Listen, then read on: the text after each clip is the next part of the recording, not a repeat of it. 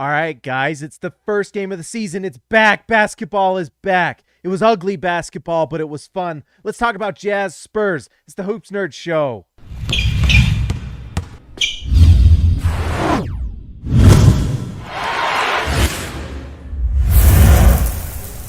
All right, guys, before we get started, please make sure you like and subscribe to the channel. This thing is going to be going big time this year. We're growing like crazy. Like and subscribe to the channel and join the channel so you can be part of the chat. Looks like we already got Kenny in the chat. Hello, Kenny. We're back, baby. Yes, we are. Hoopser channel. Last time I talked to you guys, I was in pure sadness and depression and despair. I'm back. Those feelings are gone. The light of just forgetfulness has filled me. I'm ready to watch basketball again. I'm ready to be hurt. I'm back.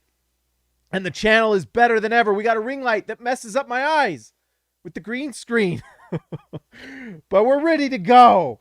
All right, guys. Before we, like we always do, let's talk about the San Antonio Spurs. We always talk about the other team before we talk about the Jazz. The San Antonio Spurs hit a lot of shots tonight and looked a lot more comfortable than the Utah Jazz. It was not particularly competitive tonight. The Spurs are just well coached. Maybe their system is just easier to figure out, or maybe their continuity is better than what Utah has right now. I don't know. All I know is that they got rid of I already forgot his name, DeMar DeRozan, and some of those other players. Rudy Gay comes to the Utah Jazz, who is dealing with a heel injury, and they looked really comfortable. Now, it's a preseason game. It's the first preseason game of the season. Mostly meaningless.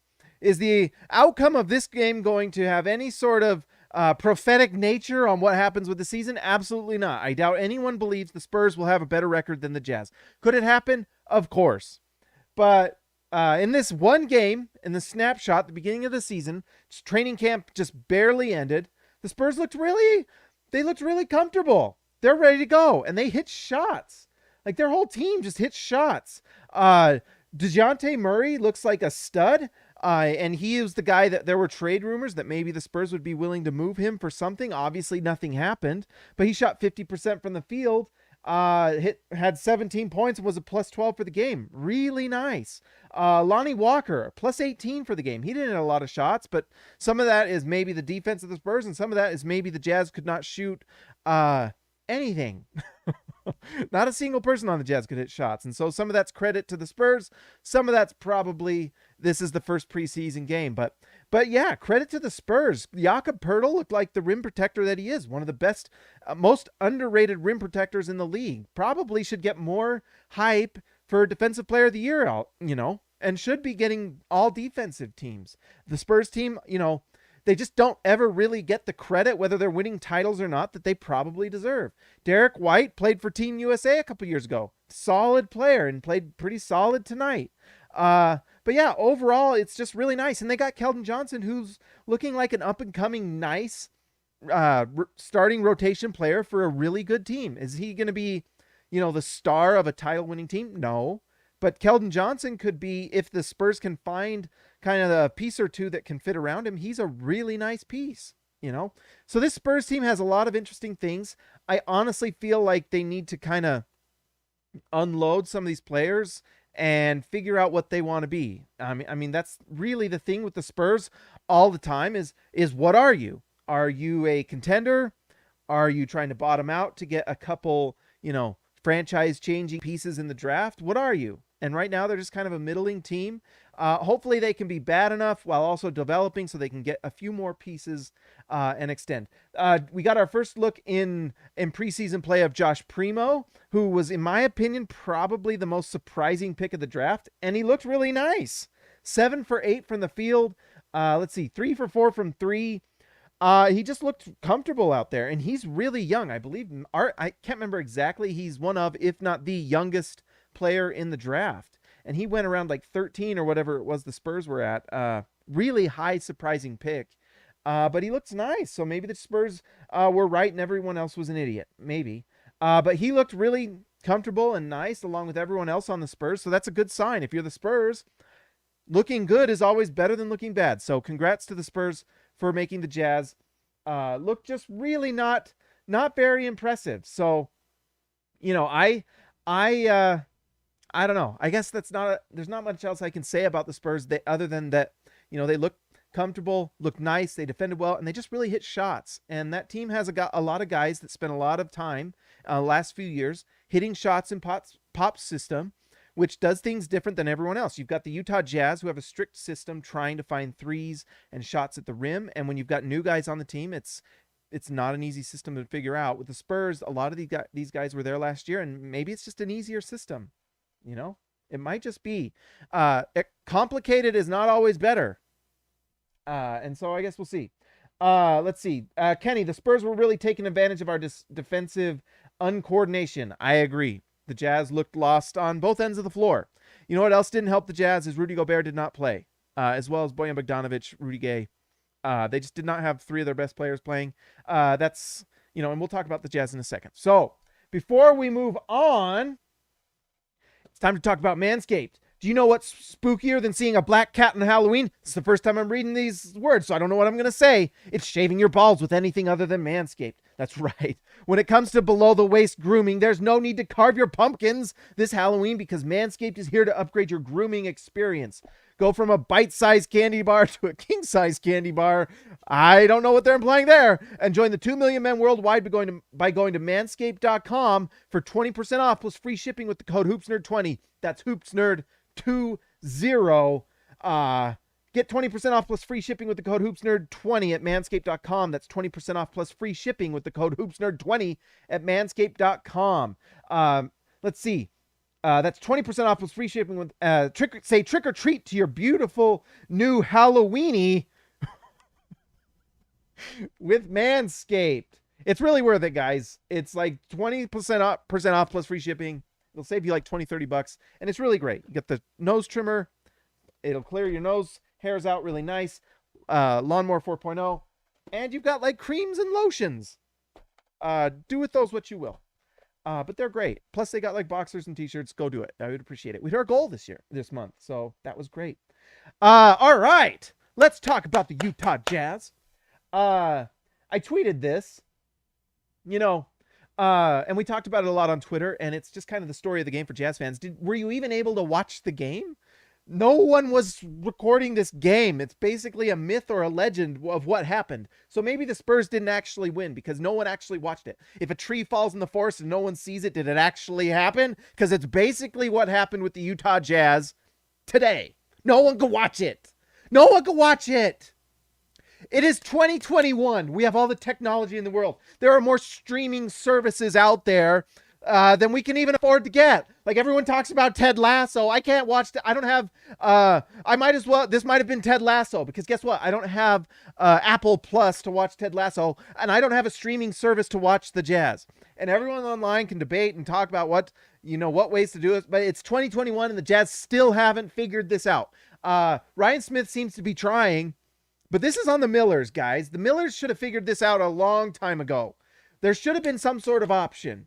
Guess what? The Jazz need to figure out a way to get a TV deal along with a streaming option.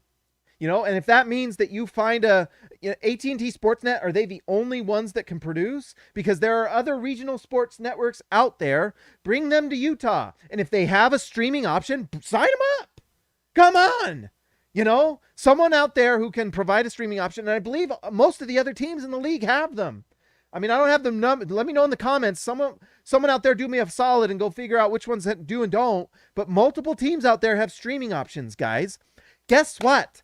The San Antonio Spurs streamed this game on the Spurs app for Spurs fans. What's going on, Jazz? Can't the Jazz just create their own channel or something? Figure something out. We got Qualtrics money. Let's figure it out. Can we not have a Jazz channel and call it K-Jazz? Something like that. That would be really nice. And then create other things for other fans to watch. I'm right here, Jazz. Sign me up. Do you want to have Jazz Sports Night? Sport, whatever. We'll do it. We'll bring on the Hoops Nerd channel. SLC Dunk Show. Bring it. Create programming. You could do it and control all of it. Come on, Jazz, figure this out. There is a gold mine here waiting to happen. I just feel it. Now, some people might talk about revenue sharing and things like that. And maybe there are sports networks out there that don't want to have a streaming option. I don't know. But the Jazz need to figure something out, and that should be their number one priority, because in the end, the most important thing about this league is the fans. If there's no fans, there's no league. Right? So make something for the fans so they can actually watch the team, all right? It's a joke that this happens every single year, that Jazz fans can't watch their own team play. Guess what? I like watching preseason games. I know the casual fan doesn't care, but I do. Everyone in the chat does. Robert Hall, $2. I appreciate it. Guess what? Robert Hall of Fame loves the Jazz and would like to watch them in preseason and not have it be something that gives your computer hepatitis trying to watch illegal streams. Come on. Come on, Jazz. Figure this out. Figure this out. You know what? If we can figure out how to get past the second round of the playoffs, Jazz brass should figure out a way to get a channel that works. This is just a joke. It's a joke. Figure it out. All right? Now, all of you probably have hepatitis on your computer now from watching an illegal stream, because we like to watch the Jazz. You know, as much as the Jazz local radio guy wants to tell people that they don't want to pay for the Jazz, I would care to differ. Jazz fans were scrolling the dark web tonight like freaking, FBI agents looking for that Brian Laundrie guy looking for a Jazz stream. I think Jazz fans figured out where he was at some point on the dark web because they were looking for a Jazz stream. We solved the Gabby Petito case looking for a Jazz stream. I saw things tonight I can't unsee trying to watch the Jazz game, all right? They were things about local singles that I didn't want to watch, all right? I didn't want to see that. I wanted to watch the Jazz. Now I have about 1 million emails coming to me about local singles in my area, and I don't want it. I don't want it. All right? Figure it out, Jazz. Okay. The Utah Jazz we're in at the end of the third quarter. The Jazz were down by 26 going into the fourth quarter against the Spurs team. And part of that was because not a single player on the Utah Jazz can hit a shot. It's Jazz basketball, baby. It's back. No one knows how to play in the system. No one knows how to get a comfortable shot in the system. That's how we know Jazz basketball's back. I'm hyped. Jazz basketball's back. I've missed it. Guys, I've got so much energy from an off season of waiting. We're back. And the Jazz got to win the title this year. All right, let's get back into like normal humanity here. No one on the Jazz can hit a shot. Donovan Mitchell, likely the MVP of the league, right? Right, Jazz fans? 5 for 19 from the field. So anyone who tells me that, if a certain player didn't hit a lot of shots, well, Donovan Mitchell was 5 for 19. So I think we need to pump the brakes a tiny bit. I don't know why he went 5 for 19, but you know what? It's not Jazz basketball if no one knows how to hit a shot within the Jazz system. All right? That's how Jazz basketball works. I hope you like it. I hope you enjoy it. I hope you're embracing it. But yes, Elijah Hughes, 3 for 10. Hassan Whiteside actually looked pretty nice. And I think that's one of the takeaways for the Jazz is that they do have a very solid backup center option now. Hassan Whiteside looks great. Udoka looks a little lost, so I think that battle's kind of won. Now, I hope Hassan can just keep just that intensity every night. Just come in for 15 minutes a night, 15, 20, whatever, and block shots. And the Jazz system really funnels people to the center.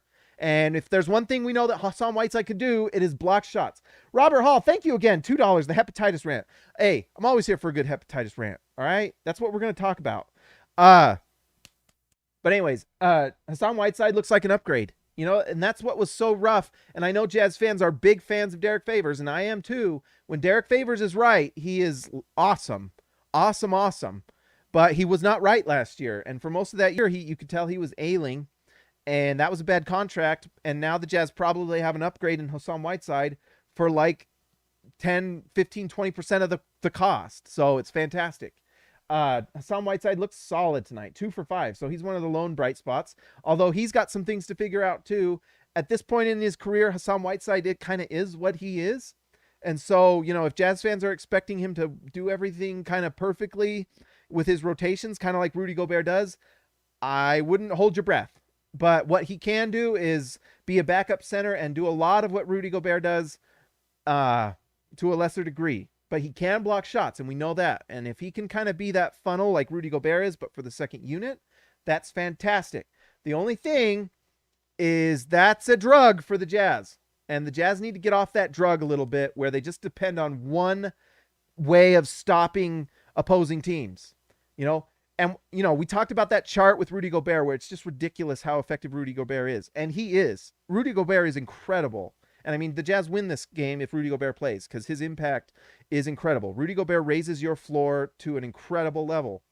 But the Jazz, I feel a little bit, and this is going to be a theme of this season, are addicted to that drug where you just funnel things to Rudy Gobert. And they need to get off that drug a little bit. They got to get out of their comfort zone. They got to get more perimeter defense.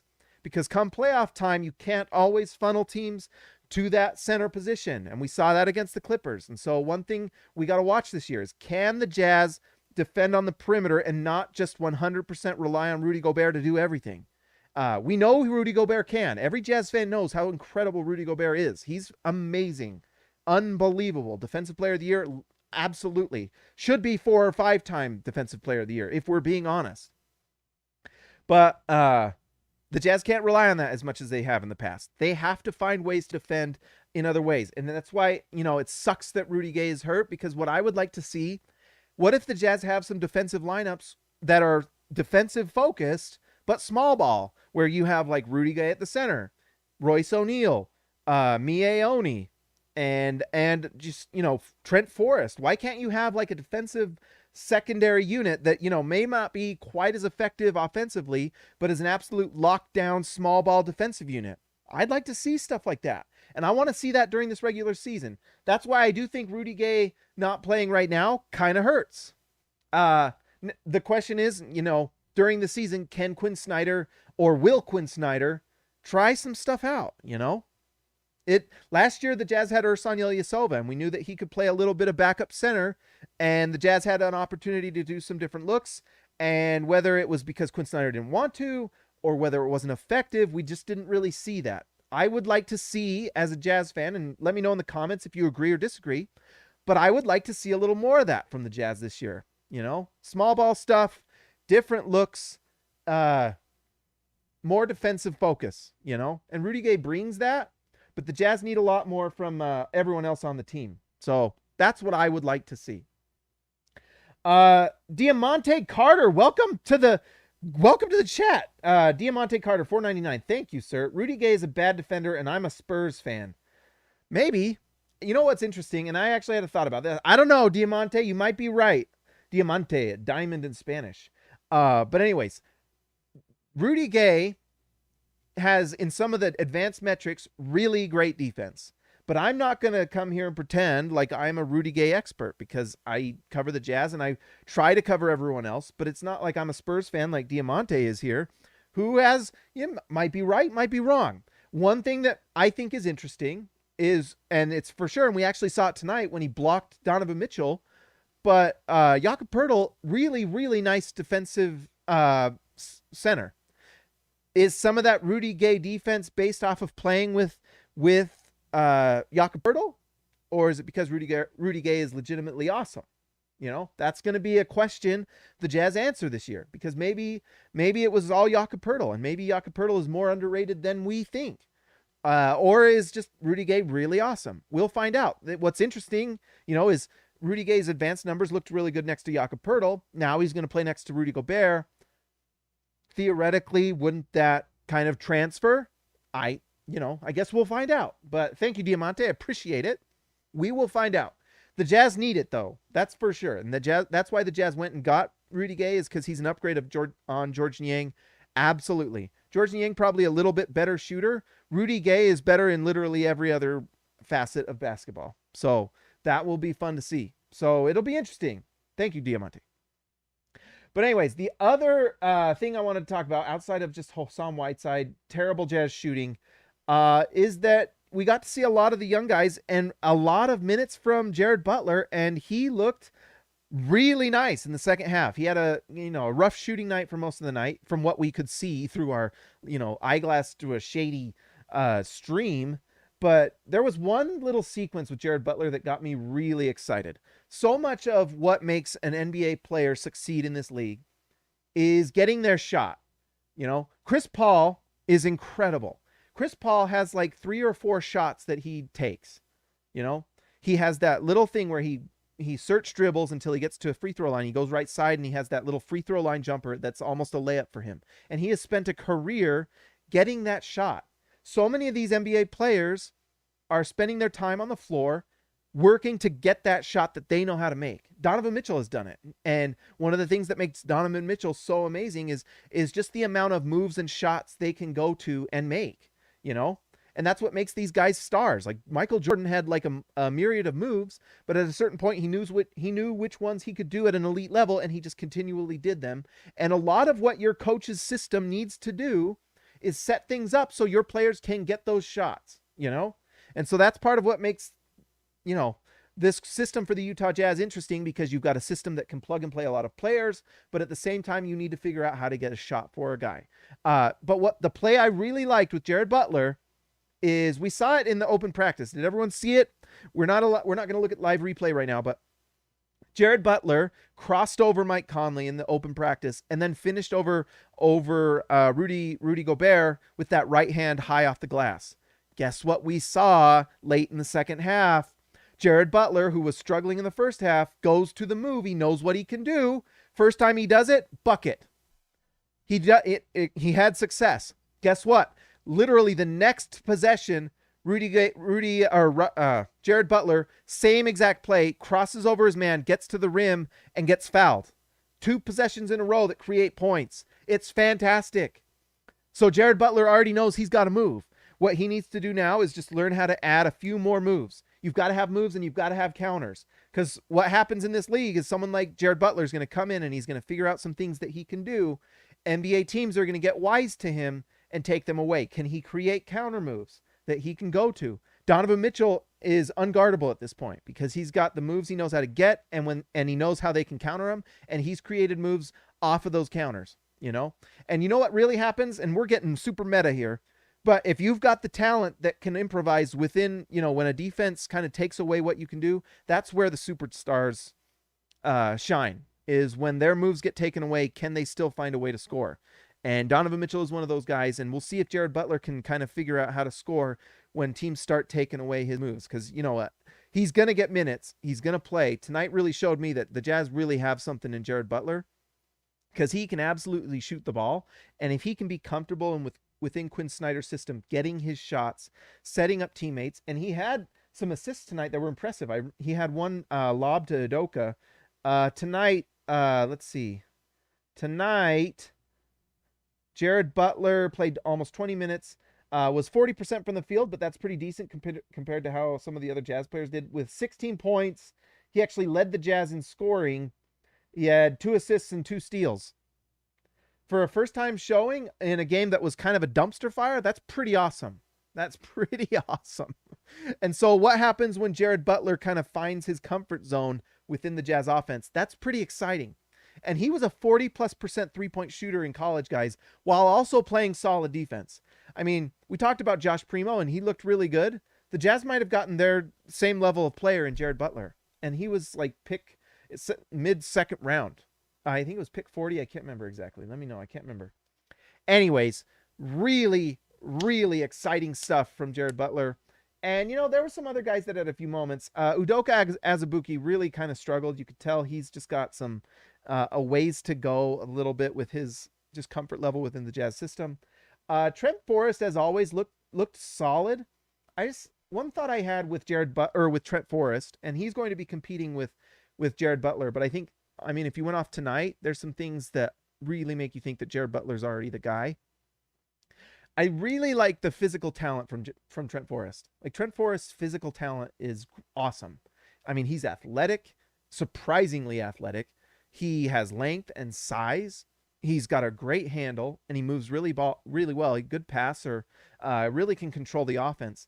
It's just that shot. That shot is something that he's going to struggle with. You know, and we know that he's just really struggles to be an effective three-point shooter. And, you know, he can have all the athletic talent in the world, but if he doesn't have that three-point shot, then he's kind of just Ish Smith, maybe a little bit better defender, you know? If he can't shoot from 3, you know, it's tough. And what happens is NBA defenses are just going to sag off and defend the paint because they don't have to guard the three, and it makes defense easy. That's just the modern NBA.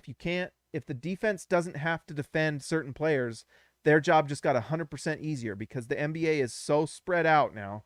And, defenses have to be so careful with fouling that if they don't have to guard a guy, you just made their whole defensive scheme that much easier. So that was just a thought I had with Trent Forrest, who, if he's going to be anything more than kind of a nice backup point guard or, fourth string guy or whatever, he's got to get a more consistent shot. That's really all. I mean, guys, it was really hard to watch this game. It was just such a crappy stream, and it's frustrating that Jazz don't play that, don't have that figured out yet, because Jazz fans deserve it. Let's give a shout out to our All-Stars before we go. Guys, we're back, baby. Giving a shout out to the All-Stars who make things happen. These are the guys that were here all offseason when we were trying to figure things out and just survive without Jazz basketball. Let's give a shout out to N1 Antoine Warren, Ezekiel Raisibe, the man from down under, JT Buckets Wardell, Austin R. Grant, editor extraordinaire, Eric C., the C stands for champion, Donald Schooley, schooling all of us, DW to CB, Darren Williams to Carlos Boozer, Jorge Arrizaga, mi amigo de abajo, Lee Christensen driving the lane, Ryan the legend, Perry, Justin Ty H, Patrick Akubo, the connoisseur, Robert Hall of Fame, and DW Jazz going all the way. We're back, guys. I hope you subscribe to the Hoops Nerd channel. I would appreciate it. It's really great. And I appreciate all the guys with the donations already. Things are looking really great for the Hoops Nerd channel. So subscribe if you haven't. I would appreciate it. That's all I got, guys. So make sure you like and subscribe. Join the channel if you want. I will talk to you